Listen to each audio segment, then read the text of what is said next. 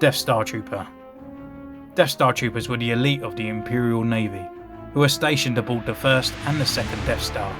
They were responsible for piloting the superstructure to its destinations and firing the super laser on the orders of those who commanded the station. They wore black uniforms and flared reflective helmets. Hello, welcome to Centurion's Corner, and today we are reviewing the Death Star Trooper. So make sure you say the star, because this definitely ain't a Death Trooper. So this is another character that's sitting on my shelf, and do you know what? I love this character, and I think he's definitely worth a review, to be honest. I think he gets overlooked really, where sometimes he's out there. I mean, I think he's on Star Action Toys at the moment for about £6.95, which is a complete steal for this character. I think a lot of people just sort of go, oh yeah, I don't really want him. I'd rather get some of these figures that are kind of heroes or villains and stuff like that. But this guy is like the theatre of any shelf that you have. If you're going to put a Tarkin with a Stormtrooper next to him, you want this guy in the background. If you've got Darth Vader talking to the bounty hunters, you want this guy in your background. Even if you got a couple of the other guys, Stormtroopers walking past, you know, just sort of all your Imperials having a bit of a chitty chatter, you want this guy in your background. He's such a class character, and I'm not just saying just chuck him in the background for a bit of theatre. It's actually, for some reason, Hasbro have put so much detail into this that you'd think like, oh, he's going to be a peg warmer. Oh, I just won't really do a lot with. I won't do a lot with him, to be honest. But I'm actually really surprised with him. And I'll just show that off in the review. But yeah, I mean, a Death Star Trooper. I mean, I always kind of remember him having grey. So I'm not too sure who they are or if they were in the films. I'm having a bit of a mind blank. But I remember the Kenner figure. He had a sort of grey one. Or did they do black as well? Comment down below because I can't remember. But yeah, I mean, here he is. I always used to call them mushroom helmets because it's kind of really what they were, I suppose. A bit like Toad from Mario. And yeah, literally brilliant. So we just get straight into the review.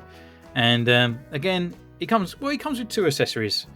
He comes with his sort of pistol, which is more kind of reminiscence of a Rebel blaster. But again, if you get Captain Cassian, Lando Calrissian, it's a very bland gun. But for some reason, in this one, they've done like a gunmetal grey this end. And then they've done the silver tip as well. Because a lot of times they don't even paint this. It's just purely black. And it's just one of those sort of subtle things, I guess, that Hasbro actually done that. They didn't have to do that. They could just left it black. Because, again, he's just a background character. There's no one special. And yeah, he just holds that in his hand. Just like that. You know, just sort of there. He's going to be shooting down the corridor and whatnot, but to be honest, he's going to be pressing buttons and other bits. So yeah, and that just fits nicely in his elonged holster on the side. And his other accessory that it comes with is his helmet, as that's removable. So we can just pop that off. And to be honest, it looks, just taking it off there and looking at the camera, I just literally just thought, wow, that's a samurai helmet. Kind of reminds me of when Turtles went back in time. So he's got that kind of sort of like sort of holy top on the top of the helmet, and I think there's a few sort of gunnery type Imperial people that have that as well, like on their brow. Yeah, and that just sort of like fans out quite nice, and it's a bit of a sort of like hard plastic. It has got a little bit of sort of like sway to it, but it does feel kind of like a hard, I suppose, cheap plastic, but because it's pure black, it just sort of gets the look off with that nice sort of gloss. And that just pops straight on his head, and you can just rock that underneath there, and it just doesn't sway, doesn't move, just fits in really nicely, and it's just quite a good look, you know. I think they've done that really well. Now we can just pop that off there, and we can go through his articulation as well. So we've got this guy here. You can do a left, you can do a right, he can look up, and he can look down, and then we can do a rotation at the elbow, got a rotation, shoulder rotation at the elbow, and then we've got like a 90% angle of the elbow, got a rotation, and we've got a hinge. And then on his legs, go out this far. He's got an upper thigh rotation. We've got a double jointed knee, which kind of comes up. I'm sure I've got it higher than that, but yeah, it's having a bit of hindrance on his thigh. And then we've got the rocker and a good old pivot just there. And also, again, as these sort of like Admiral type people, they have a little bit of a hindrance there because it's quite low down, but you can crunch there and crunch back that far.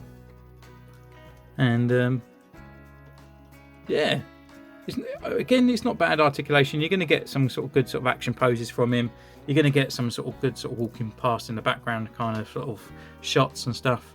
But for £6.95 for this figure, I think it's brilliant. You know, if you want to go out there now. So he got that facial sort of like tech printing on his face, which I think brings out the character. You know, he's just got a bare sort of buzz cut, I guess, for hair. But again, this sort of like face really is really good for sort of customization, because obviously it's just a generic character.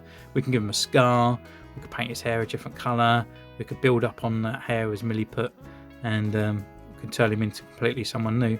And to be honest, I think sometimes he looks a little bit like the Force Unleashed guy. So going down, we've got that kind of outline of the sort of bib type there of his top. And it's got that sort of texture. It doesn't look as much as sort of like the Imperial Admiral ones. It's more of sort of like a leathery kind of look to it.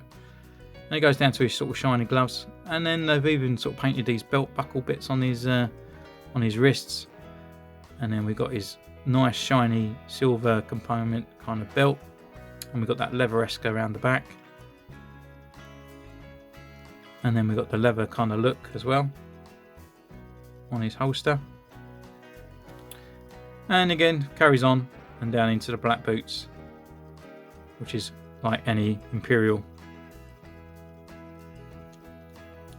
But yeah, I mean, the only thing I find with this character, like most of my Imperial characters, is that when they stand, you want them standing to attention, and it's kind of like that. They've always got this sort of like leg apart. So if you want to put their legs together, he's off the ground. He's not even touching the floor. So his right leg, is a lot longer than his left, and they never get them sort of quite well. I don't know why they just don't sort of, copy over.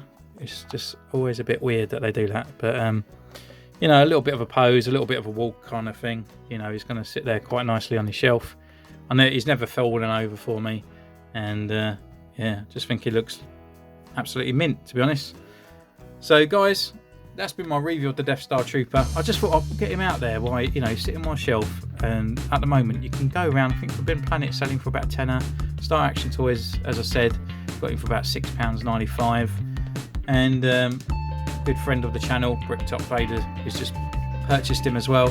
So, you know, it kind of prompted me to get this character out there just to show off you guys if you haven't got him out there. So guys, you can comment down below, you can follow me on Instagram, and you can subscribe if you like, and I'll see you next time. Bye.